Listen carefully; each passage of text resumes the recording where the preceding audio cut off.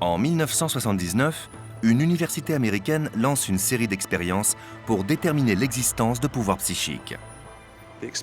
Les sujets de ces expériences affirment posséder ce genre de pouvoir.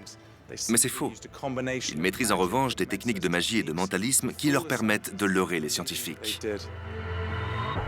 L'un des participants au projet Alpha est un mystificateur de 18 ans. Il est aujourd'hui une star du mentalisme et j'ai rendez-vous avec lui.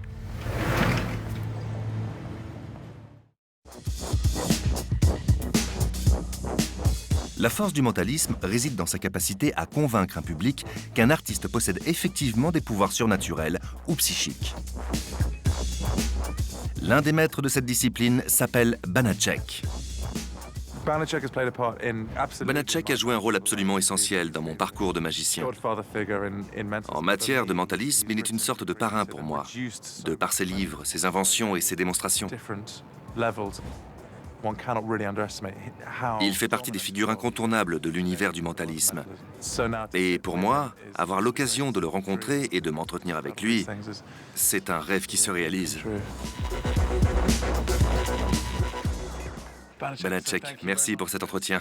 De rien. Merci d'être venu. Je vous en prie. Je me souviens avoir acheté votre cassette VHS, Argenterie et Psychokinétique il y a 15 ans.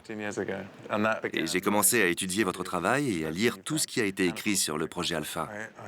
Comment cela a-t-il commencé? Dites-moi. En 1979, James S. McDonnell de la Société d'aéronautique militaire McDonnell a offert 500 000 $ à l'Université de Washington pour étudier les phénomènes psychiques. J'étais encore enfant, je ne connaissais rien à la magie et au mentalisme, mais je savais que certaines personnes parvenaient à mystifier d'autres personnes en utilisant ces méthodes. J'ai écrit à cette université en disant que je pouvais tordre du métal avec mon esprit. Pendant 4 ans, j'ai convaincu des scientifiques que j'étais un vrai mentaliste. Puis je leur ai avoué que c'était de l'illusion. Pour eux, je faisais toutes sortes de tours. Je me souviens d'un stand en bois avec une rainure dans laquelle ils avaient posé une cloche de verre. Sous la cloche, il y avait une pointe avec une hélice en papier. Ils m'ont dit « Vous pouvez faire bouger l'hélice ?» Je leur ai dit « Bien sûr ».